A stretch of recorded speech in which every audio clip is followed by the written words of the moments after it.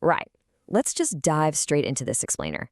We're looking at an absolute legal nightmare today, one that walks a real tightrope between private property rights and public municipal duties. I mean, have you ever thought about what happens if the debts of a completely random previous tenant suddenly become your worst nightmare as a property owner? Well, today we are unpacking a really massive South African constitutional court case, CCT 57/03, that deals with exactly this. We're going to see what happens when the law literally forces property owners to clear huge utility debts racked up by total strangers, before they're allowed to sell their own homes. Here's our roadmap for today. 1. The unpaid bill surprise. 2. The law blocking transfers. 3. Is it arbitrary deprivation? 4. The court's balancing act. And finally, number 5, the final verdict. Part 1. The unpaid bill surprise. The real-world nightmare. So put yourself in this situation. Imagine you're selling your property. You've packed all your boxes. The buyer has the money ready to go. But out of nowhere, the transfer is legally blocked. Why? Because of someone else's debt. A massive unpaid water and electricity bill from a tenant, or maybe even an unlawful squatter, just brings everything to a screeching halt. It sounds totally unfair, doesn't it? I mean, why on earth should you pay for water you didn't drink and electricity you didn't even use? Well, for Ms. Mkontwana, this wasn't just some hypothetical thought experiment. Her purchase of an affordable home was completely derailed by a giant inherited consumption charge. The case files show that Ms. Mkontwana was not a wealthy woman by any means. She bought a house for about 24,500 Rand, and she actually used a state housing subsidy of 16,000 Rand to do it. But right when she tried to finalize the transfer, boom, she was hit with a staggering surprise. Over 10,000 Rand in utility bills left behind by the previous occupiers. The municipality flat out demanded this be paid before any transfer could go through. Which brings us to Part 2, the law blocking transfers, understanding Section 1181. You see, Section 118(1) of the Municipal Systems Act essentially forces owners to clear 2 years of municipal debts before they can transfer their property. The law explicitly states that a registrar of deeds simply cannot transfer a property unless the local municipality issues a certificate, and this certificate has to confirm that all municipal service fees, property rates, and surcharges from the previous 2 years are fully paid up. And yes, that applies even if those massive charges were racked up by someone who didn't even own the place. Now, the applicants in this case pushed back hard. They argued that making an owner pay a tenant's bill is an arbitrary deprivation of property, which, if true, would be completely unconstitutional. Under Section 25(1) of the South African Constitution, no one can be deprived of property except in terms of a law of general application, and absolutely no law may permit arbitrary deprivation. Taking away your right to freely sell your own property unless you pay someone else's debt, that definitely looks like a deprivation. But the real crucial legal puzzle here hinges on one specific word: arbitrary. Part 3. Is it arbitrary deprivation? Testing the law. So, how did the courts look at this? Well, the High Court initially struck the law down. They looked at the situation and basically said, look, there is no connection between the owner and a debt incurred by a tenant. Therefore, this law is arbitrary and invalid. Makes sense, right? But when the case moved up to the Constitutional Court, the judges there fundamentally disagreed with that logic. They argued there actually is a very strong connection, pointing out that the owner is inherently bound to the property itself. To actually test for arbitrariness, the court had to walk through 3 sequential questions. First, does the law actually deprive the owner of property? The court said yes, absolutely.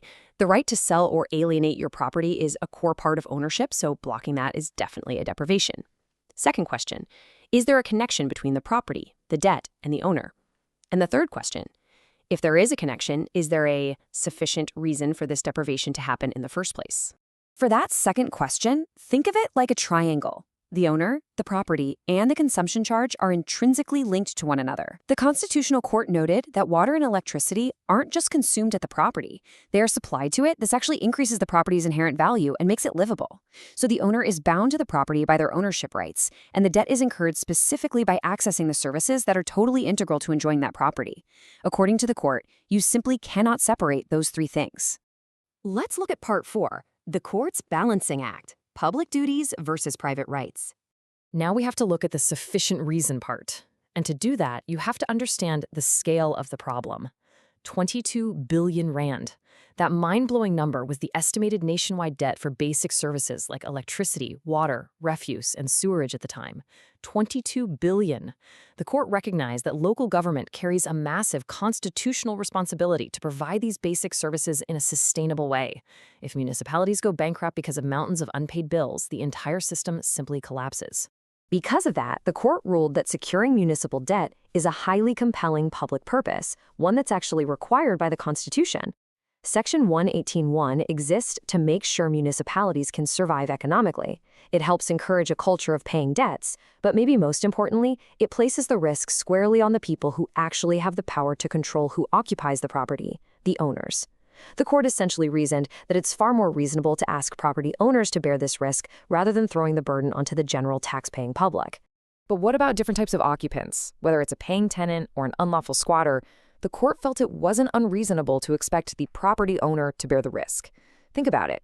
With tenants, the owner accuses them, collects rent from them, and can literally put clauses into the lease to enforce utility payments.